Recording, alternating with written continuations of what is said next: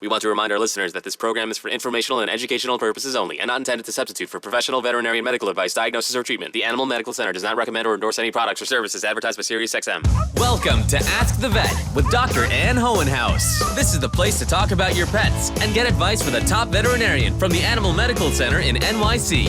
Hear from the leading authorities on animals and ask your questions. Now, here's your host, Dr. Ann Hohenhaus. Hello, everyone, and welcome to Ask the Vet. It's the podcast for people who love their pets and want the latest in pet health and animal news. I'm your host, Dr. Ann Hohenhaus. I'm a senior veterinarian and director of pet health information at the Schwarzman Animal Medical Center in New York City. And that's where we record this show, right here at the Animal Medical Center. And today it's a beautiful day, beautiful spring day in New York City. Today is also extra special because we'll be discussing some of the resources available for animals and pet owners who may be experiencing hardship. I'll be joined by Katie Campbell, President and CEO of RedRover, a national nonprofit welfare organization dedicated to helping animals out of crisis and strengthening the human-animal bond through emergency sheltering, disaster relief services, financial assistance, and education programs. I'm really looking forward to our conversation. The Schwarzman Animal Medical Center is the only Level 1 veterinary trauma center in New York City, and we have 115 years of being the very best place for your pet.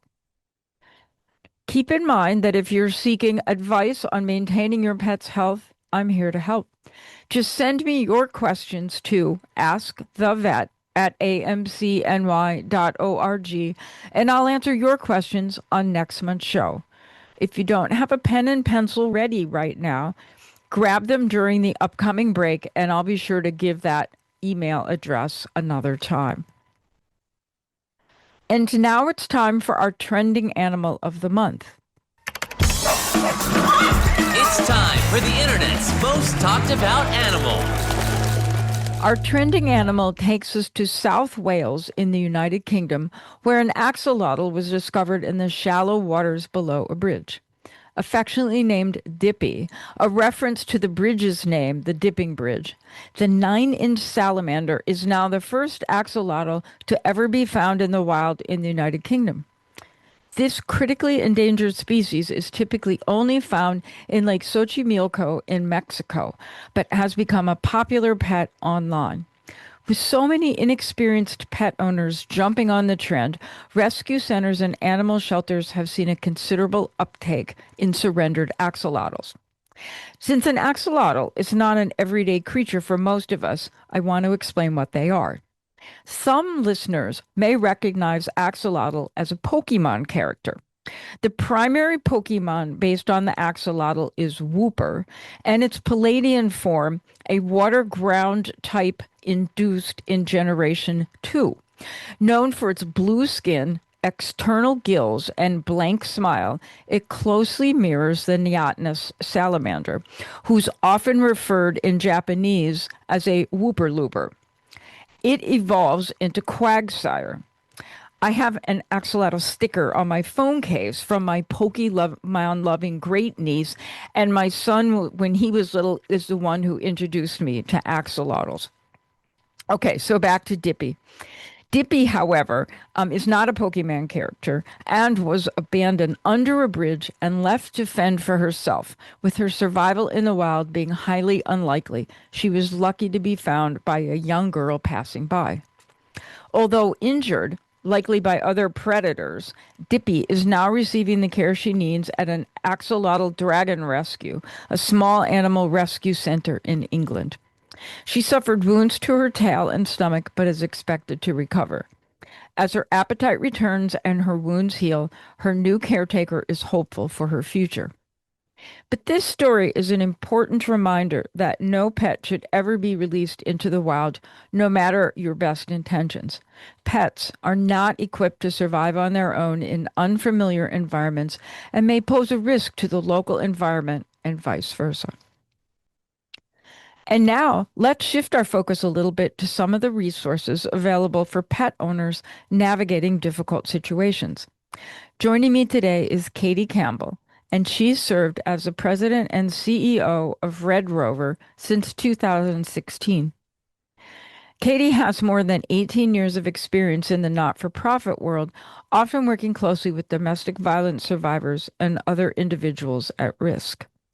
As a recognized expert in the field, she has delivered many presentations on the link between domestic violence and animal abuse and the importance of sheltering pets in housing programs. As a firm believer in community engagement, her work brings together her biggest passions, working with people and supporting the welfare of animals. Katie, welcome to Ask the Vet today, and thank you so much for joining me. Well, thank you so much for having me. I feel like this is a really tough act to follow after the story of Dippy. I mean, what a wonderful story. I also learned something very new about Pokemon characters. I did not grow up and have not had much experience with Pokemon characters. So yeah, I feel like wonderful story, and I learned something new.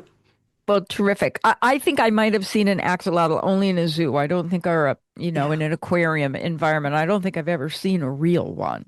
But Yeah. their gills really are outside their body. They're very cool. Oh, yeah, I've seen images, and now I'm gonna have to go Google it again after we're done. But yeah, what a wonderful story, and what a wonderful way, I think, to start our conversation today. So I always like to start my first question finding out what kind of animals my guest shares their life with. What's in your house?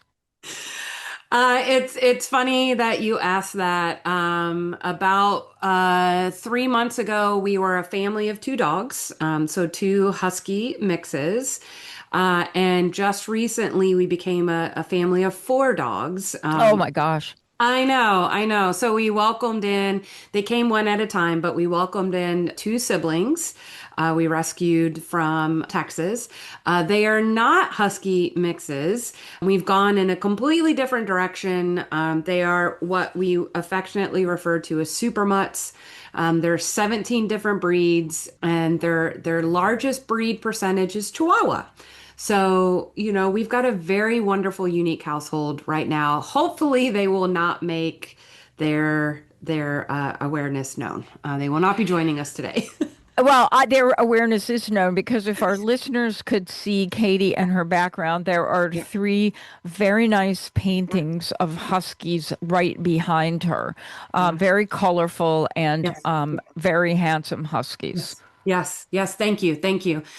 So I know we have a real list of questions, but I realized in reading that introduction, I was like, what is Red Rover? Like, why is Red Rover called Red Rover? Because all I can think of is Red Rover, send Johnny right over. And it was a game that you played at recess during in elementary school. I Yeah. am thinking that has nothing to do with your organization. It does not. And that is also what I thought of when I heard Red Rover for the first time and remember playing it as a kid. I don't know that they play it anymore because, looking back is kind of a dangerous game, I think. Oh, it's That we terrible. right? So Red Rover, we go back to 1987. That's when we started, and we actually started under a different name, United Animal Nations. And then in 2011, we went under a rebranding, and that is when we became Red Rover. The red really is an ode to our volunteer t-shirts. And I know we'll talk more about our volunteer stuff in a little bit. So I'll just say for now, it was an ode to the red t-shirts that our volunteers would wear and to the fact that we kind of rove all over the country and do work across the country. And so they came up with Red Rover, and it's memorable, and it definitely makes folks kind of pause and ask the question, just as you did now. Well, the other thing, Red Rover is just it kind of rolls off your tongue nicely. You know, that alliteration is really good. So I think it's a great name. So talk a little about your background is in cytology and criminal justice. So is this where you thought you were going to be in the animal welfare and human animal bond area, or did you just happen into it? It's a wonderful question. Short answer, no, I could have never seen myself in this space. I am a lifelong animal lover. My mom was the president of our local humane society in North Carolina. So always had animals in my life, loved them from the very beginning. And I love our veterinarians. I think you all are wonderful people. I love the folks who work in the animal sheltering space and the animal rescue space. It was never for me. I'll say I'm not a super fan of blood. And I also just didn't want to bring in all the animals into my home. And so growing up, I never thought that there would be a space for me in this animal well-being field. So then fast forward, I studied sociology and criminal justice, and then I found myself working in human services. So I was working with a lot of families with young children who were at risk of or experiencing things like domestic violence and homelessness. And I never put those two things together. So I never put together the fact that somebody experiencing domestic violence or homelessness may be reluctant to go into shelter or to seek service if they couldn't take their pet with them. And so when I found out about Red Rover 10 years ago, it was my amazing light bulb moment where that light bulb went off of just that power of the human animal bond. I knew it personally, but I didn't know what effects it would have when we didn't acknowledge that pets are part of the family. And so that really is, I think, what brought me to Red Rover 10 years ago, just the excitement of finding this organization that really sits at the intersection of human and animal well-being. And I'm just super excited to still be here 10 years later. I think lots of us didn't really understand shelters and people and pets. I Yeah. remember during one of the big hurricanes in the South, well, I guess they kind of always occur in the South. Yeah. That might be not a very clever statement, but one of the big hurricanes in the United States, and people chose to stay in their flooded homes because the shelters would not allow their pets. And that was, I can completely see where those people are coming from. It was on a very big scale, I think. And that, I think, is what surprised everyone. Yep. Yep. Absolutely. So, Red Rover has a whole bunch of programs and lots of resources. With some of your work in natural disasters like hurricanes, but also in cruelty cases. So, can you tell us a little bit more about those responder programs?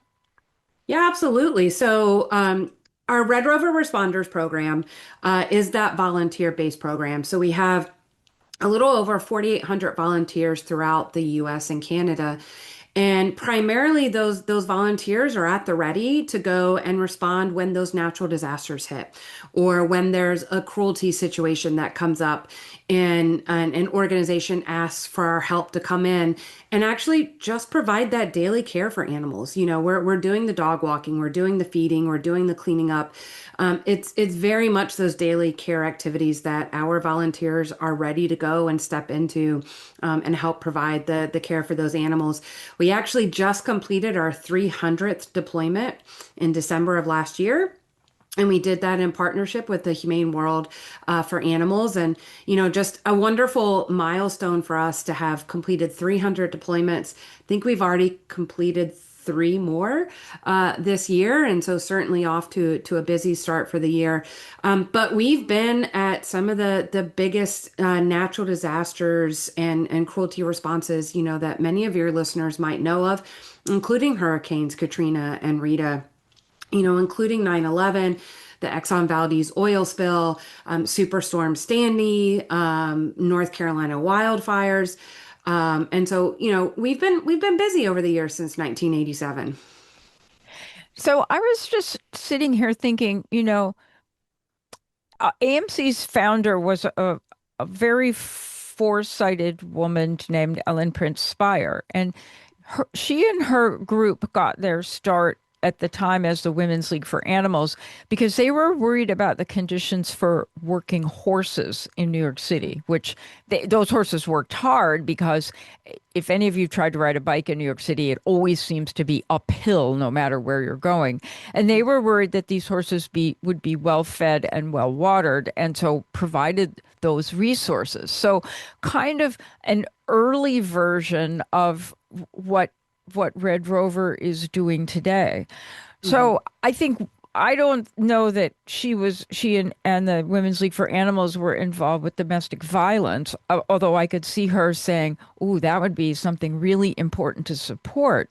Red Rover helps these domestic violence survivors find safety with their pets through a program called Safe Escape and safe housing grants and the Purple Leash product. So I like purple's my favorite color. So can you talk about that particular project and why purple? Yeah, absolutely. So we started with I believe our first Safe Escape grant was back in 2007. We really started, formally with our Safe Escape and our Safe Housing grants in 2012. And so essentially what we're doing through our Safe Escape grants is helping one family at a time. So we help cover the cost of boarding for a pet while domestic violence survivor is in shelter. So again, that one family at a time model. If anybody has ever boarded a pet recently, you know that it can get a little expensive to board a pet, especially for 30, 45, 60 days. So we created the Safe Housing Grants program to give larger sums of money to, at this point, domestic violence shelters, animal shelters, and even homeless shelters to help them create their own pet housing program. And so maybe that is keeping pet parents and pets at the same human services shelter, or maybe it's housing them somewhere off site at a boarding facility in foster or at an animal rescue, but really giving them the tools that they need to get those resources to those survivors when they need them. So we've been doing that since 2012. And I started in 2016, and I did a lot of my initial work in this space. And, I'll be very honest, it was very hard for me to get human services organizations on board with this, rightfully so, because it's hard work. And so we realized that there's so much more that we could do besides just give grant money. And so our Safe Escape and Safe Housing has really grown into providing training, providing one-on-one coaching, and all the tools and the pieces necessary behind the scenes to help organizations create this kind of pet housing programming. And it's been super, super successful since 2012. I believe we provided more than $8.5 million across those two grant programs. And a big part of that success has certainly been the Purple Leash Project with Purina. You asked why purple? Purple is the color of domestic violence awareness. And so, so in October, you'll especially hear a lot and you'll see a lot of purple related to Domestic Violence Awareness Month. And so that is part of the reason behind purple. And we started out with this motto of walk, heal together. And so that is where Purple Leash Project came from. And Purina through PLP absolutely gives us the grant funding that we're then some of the grant funding that we're able to send back out for safe housing grants. But I think the real power behind the Purple Leash Project is the awareness that is raised. And because Purina is able to get us on the TV, they're able to get us on Spotify and in ads, even on pet food bags, during the month of October with that messaging. And so it raises awareness for survivors, and being a survivor and going into that grocery store and seeing that bag that says, "Hey, I see you as a survivor. It's okay to love your pet and to be worried about your pet, and here's some resources." And so it's been wonderful on the donor awareness side, but also on the survivor awareness side. It's just a wonderful project. We love the Purple Leash Project. So is the motto, what was it? Sit, stay, heal together. Walk, heal together. Walk, heal together. So is Yeah. heal Heel or Heal? Yeah, you caught on to it. Heal. Very Yeah. good. Yeah. Someone was really clever, and there was probably like a lot of meetings to come up with such a clever time. But there's a really, really good motto for that group. Yep. Yep. Absolutely. So what are you going to do now? You've got all these social service organizations who are willing to have pets or willing to help pets if they can't have pets in there. What comes next then in the Purple Leash Project? Yeah. We've made tremendous success, I think, so far. When we started Purple Leash Project in 2019, we had about 10% of US domestic violence shelters that were pet friendly. That number is a little above 20% right now. So we're still full force moving forward. We think that there's still much more that we can do in this space of keeping people experiencing domestic violence and homelessness with their pets. So it's not stopping. It is still moving forward. We're still providing the grant funding, still doing all of the training, all of that. In fact, I will be in Minnesota in 2 weeks, I think, to provide a training there. We've got a couple more lined up as well. And so the short answer is nothing's changing. We are still full force ahead on this. So nothing's changing to hit 100% is what I'm Yes, hearing. absolutely. Yeah, 100%. Wouldn't that be amazing? It would be. So what's the big barrier? Yeah.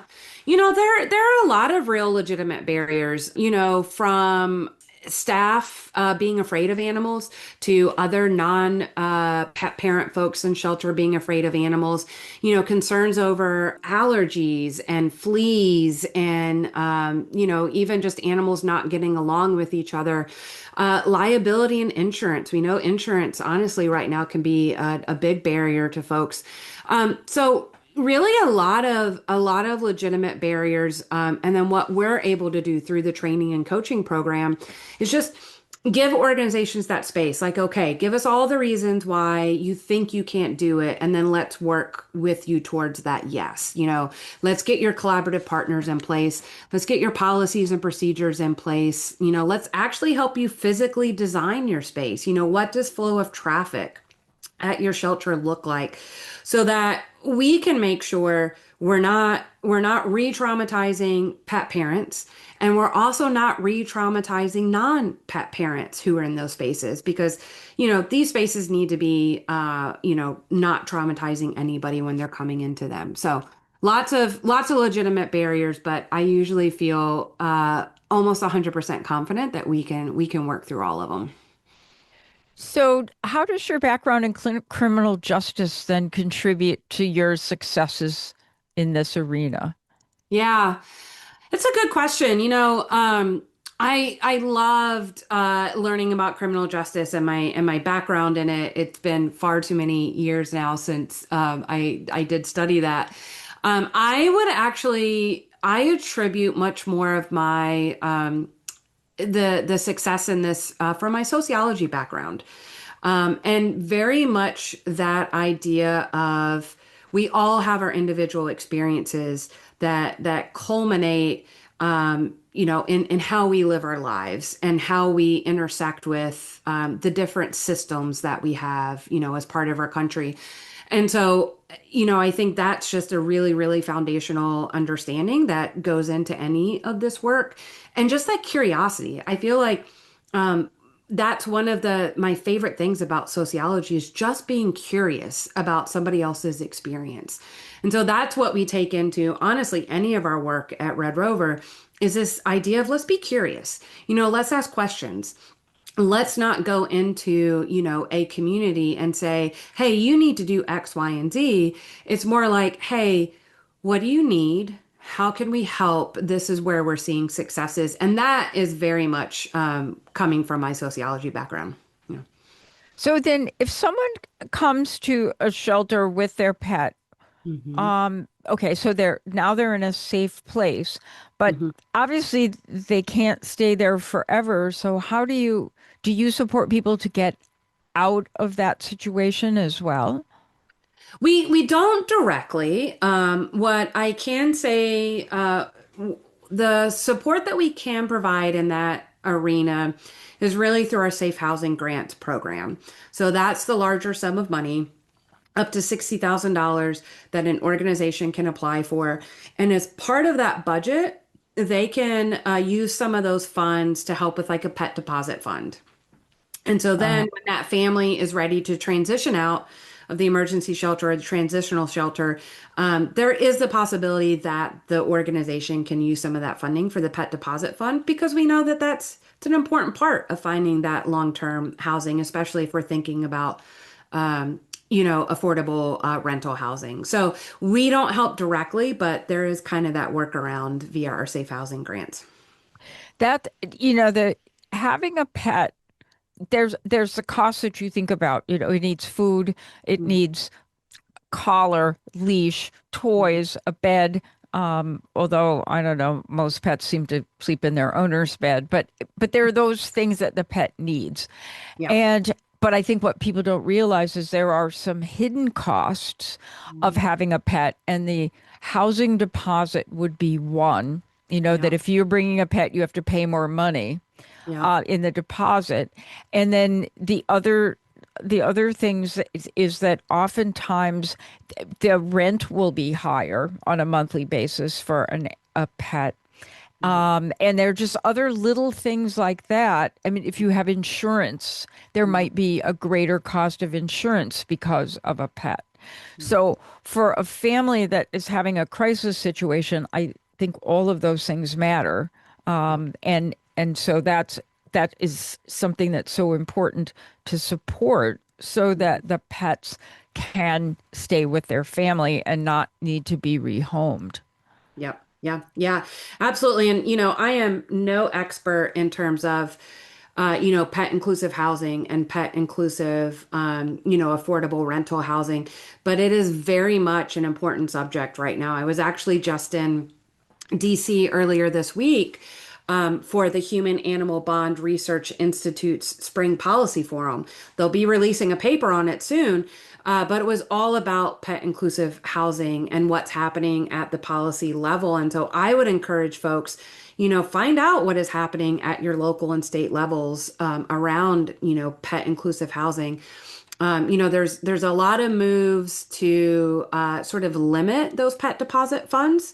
There's, movement to, sort of limit how much that pet fee or that pet rental fee can be. Because, some folks it's just getting really unaffordable. The cost of that is really rising. And so I would just encourage all of your listeners, stay tuned on that front, and just be in the know about what is happening at the policy level around pet inclusive housing. Interesting. For listeners out there, some of you might know the research group that Katie talked about as HABRI, HABRI. And so I think if I was going to search it on a Google toolbar, I would type in HABRI rather than its whole name, which is really long for me to type. But they're another very good organization. So what do you say to survivors who may benefit from Red Rover's domestic violence assistance services, particularly the safe escape grants, but then they find themselves reluctant to admit there's an issue and get themselves out of that situation? Yeah. So, for survivors, we certainly say, if you are going to a shelter, if you're going to a domestic violence organization that doesn't have a pet housing program, please know that the Safe Escape Grant program exists. And so folks can learn about that by going to redrover.org/DV. The advocate at that organization actually submits the application for the survivor. We don't talk directly to survivors out of confidentiality and safety. And so there is absolutely that resource for folks. There's also a couple of wonderful resources for survivors to know what programs might be in their area. One of them is domesticshelters.org. It's a directory of domestic violence organizations in the US and Canada. And folks can actually filter for pet housing programs in their, I believe it's city, state, zip code, or province. And so plug in that information. You're going to get a list of domestic violence organizations in that area, and then you can filter for pet housing programs. The other great resource is the Animal Welfare Institute's Safe Havens for Pets program. And I believe you just go to safehavensforpets.org. And that's going to be a directory of pet housing programs. And so that could be on site where pets and people stay together, or it could be some of those off site, like the boarding, the rescue, or the foster type programs as well. And they're actually going to be able to find resources for domestic violence and homelessness. And so those are two of the really great resources that we usually point folks to in terms of like, hey, how can I find out what resources are available in my area? And then if survivors, again, find themselves going to a shelter or organization that does not have a pet housing program, look into that Safe Escape grant program at redrover.org/DV. So I want to be sure that the very first website you gave, I was trying to figure out, is it BB or VD, or so the last two letters in that are D as in dog and V as in Victor, right? Yep. Or domestic violence. So it's redrover.org/DV, short for domestic violence. Yep. Okay. Yep. Because those are two letters that just don't always come through I know. correctly on the radio. So Yep. that thank you for clarifying that. Absolutely. So if we have a listener out there who thinks they might need assistance, where do they apply? Yeah. Yeah. And so that's that website again, redrover.org/DV. That'll be the best place for them to learn about the boarding grants. And again, just remember your advocate can fill that out for you.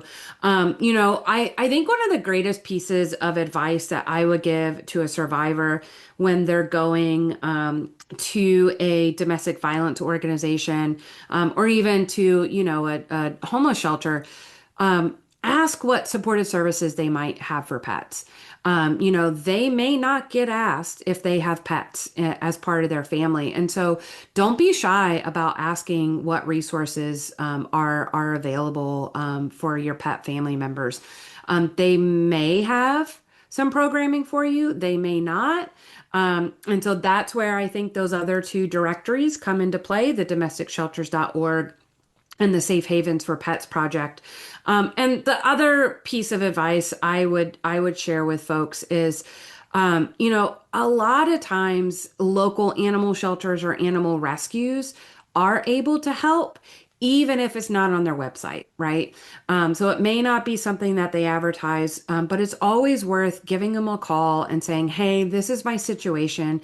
I don't want to give up my pet. Do you have any resources available for me? So those are kind of the three biggest pieces of information that I give to folks.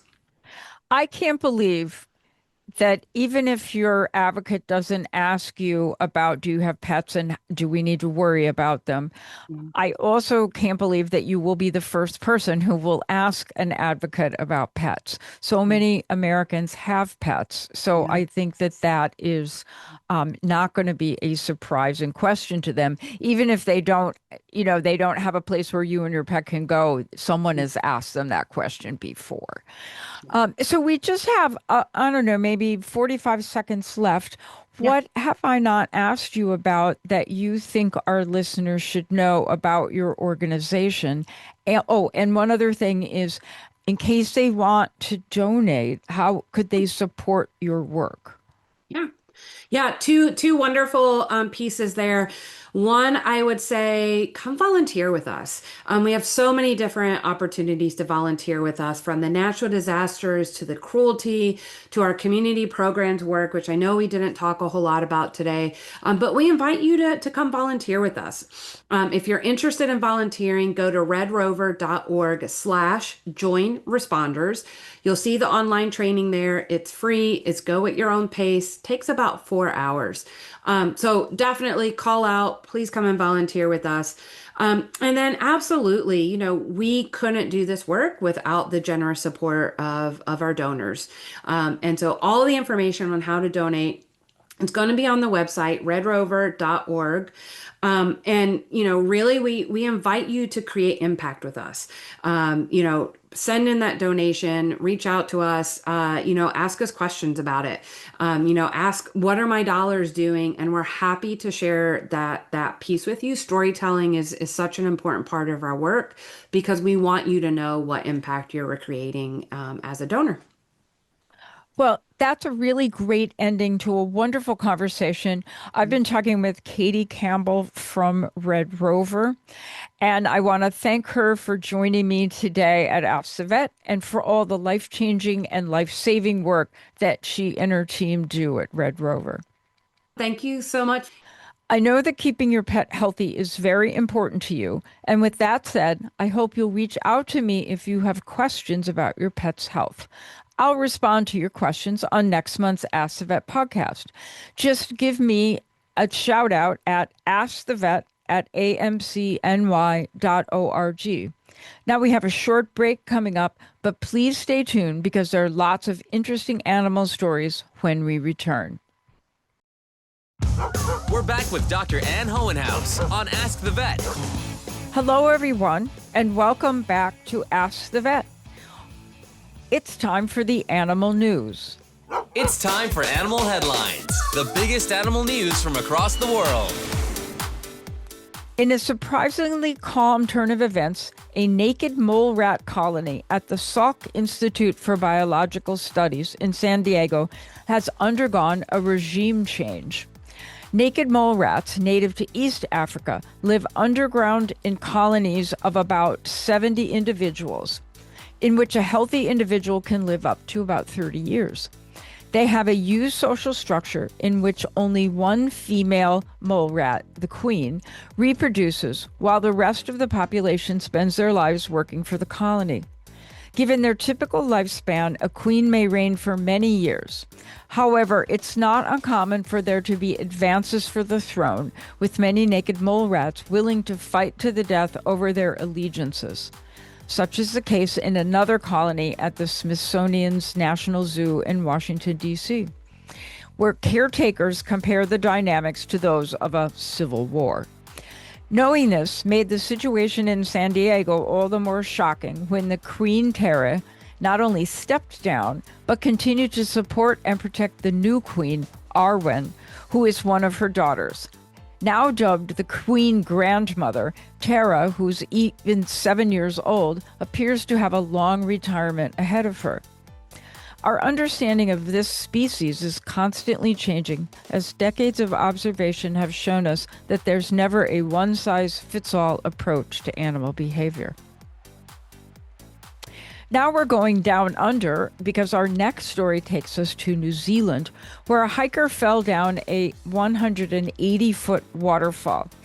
Jessica was hiking alongside her dog Molly when the incident occurred. Rescuers were able to reach Jessica, but couldn't find Molly. Ultimately, they had to leave without the dog in order to save the woman's life. After hearing this tragic news, Matt Newton, the owner-operator of Precision Helicopters of New Zealand, immediately sprang into action, determined to find Molly and reunite her with her owner. The first few attempts of finding Molly proved unsuccessful, but his determination never wavered. His family launched a fundraiser to cover more gear and flying time, and the donations poured in. Enough to cover 3 hours in the air and thermal imaging equipment to identify where Molly was. This final attempt proved successful, and Molly was found in surprisingly good shape near the location where Jessica had been rescued. It's uncertain if Molly fell alongside Jessica or if Molly weighed her way down the terrain to wait at the spot where her owner had landed.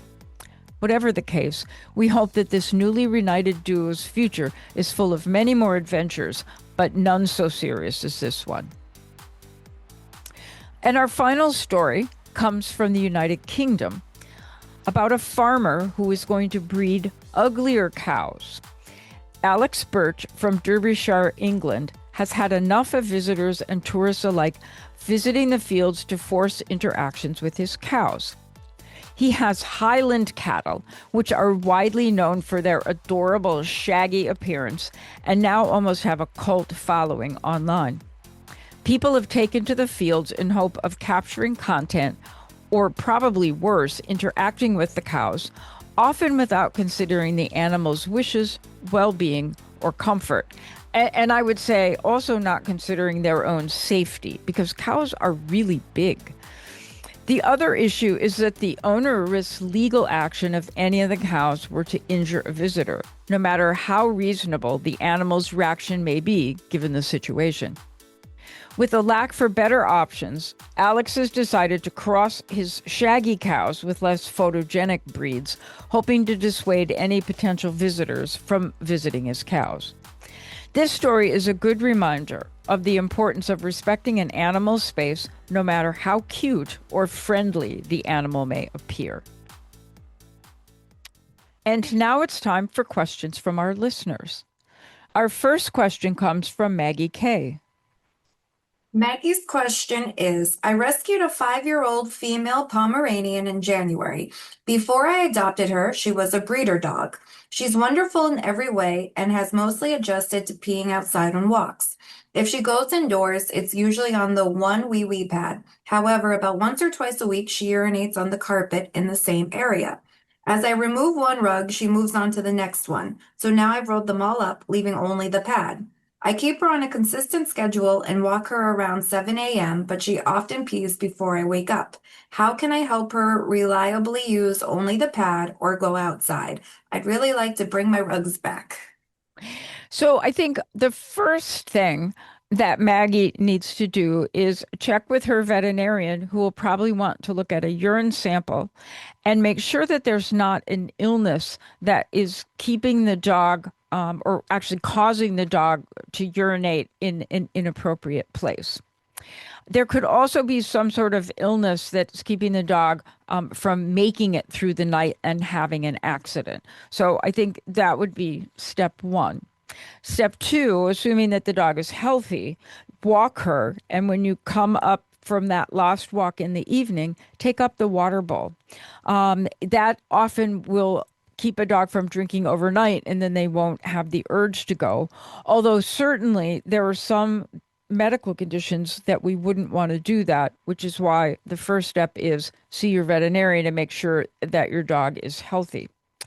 Then think about other things. Is she too far from the wee-wee pad when she needs to go and she can't make it there? Does any person or other animal in the household block her access? So she tries to go, but they're in her way and she's a little intimidated, because if she was a breeding dog, she might not be very good at interacting with other animals. Or she's little. So is she on the bed and she can't quite get off the bed fast enough to make it all the way to the pad before she goes on the rug? So think about those kinds of things. And then another thing to consider would be to crate train her. Most dogs will not urinate where they sleep. And so if she sleeps in a crate overnight, that may keep her from having these accidents. And then finally, if none of these things work, I would hunt for a board-certified veterinary behaviorist who is a veterinarian with expert training in managing behavior problems of dogs. And inappropriate urination is a very common thing that those kind of veterinarians deal with. So best of luck to you, Maggie, with your cute, I am sure she is absolutely adorable, 5-year-old Pomeranian. Our next question comes from Miriam Yu.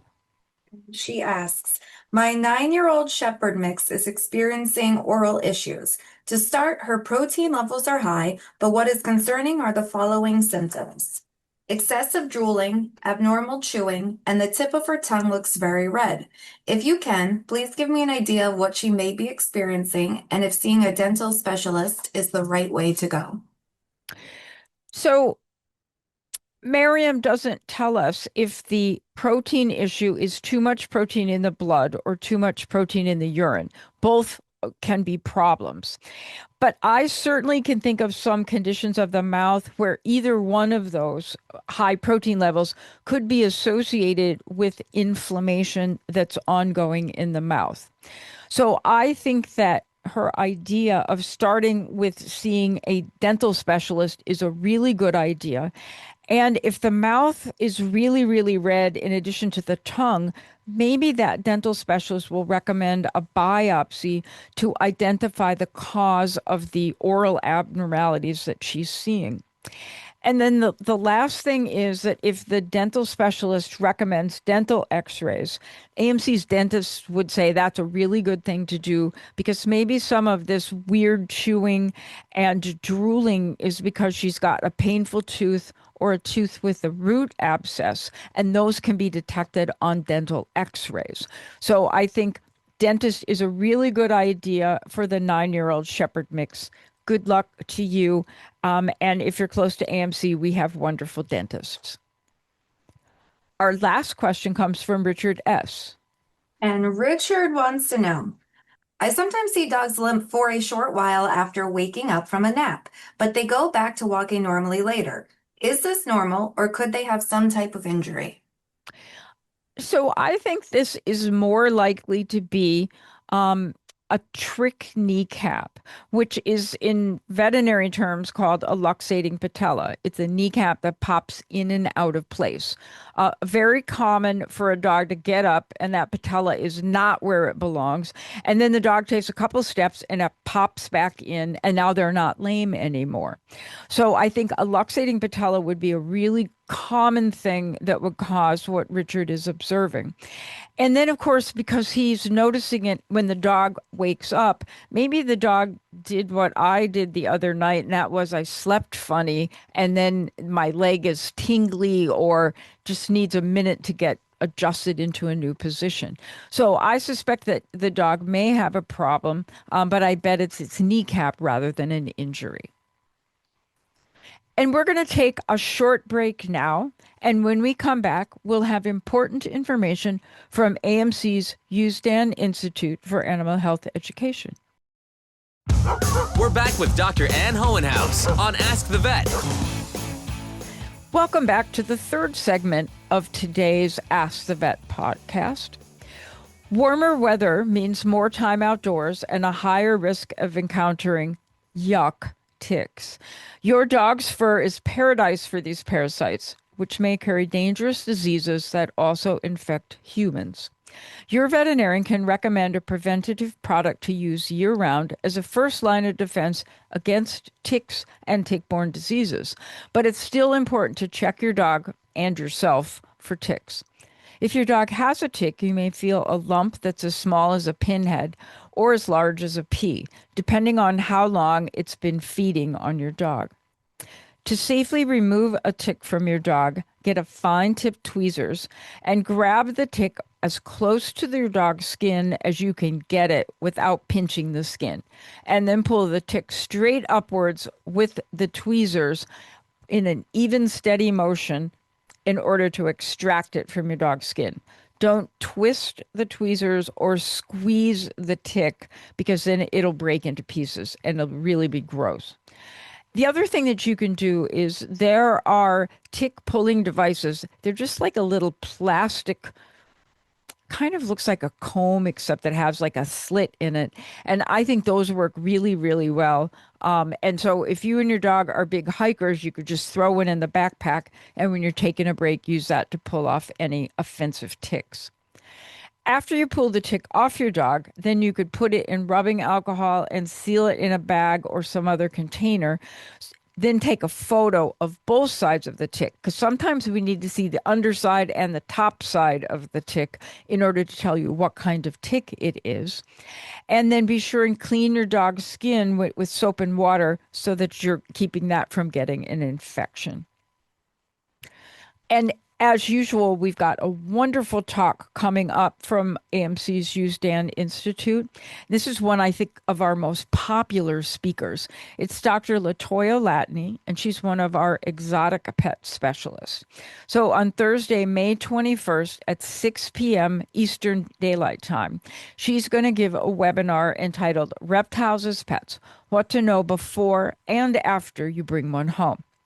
The webinar is for anyone who has a reptile or is thinking about getting a reptile, and it will cover how to choose the right species for your family, what aspects of reptiles new owners aren't always prepared for, and the basics of reptile care. And these basics include how to set up a good habitat, what kind of light your reptile needs, because you may not know it, but your reptile needs a very special light. What nutritional needs these creatures have, things to do to give them an enriched environment, and when your reptile should go to the veterinarian.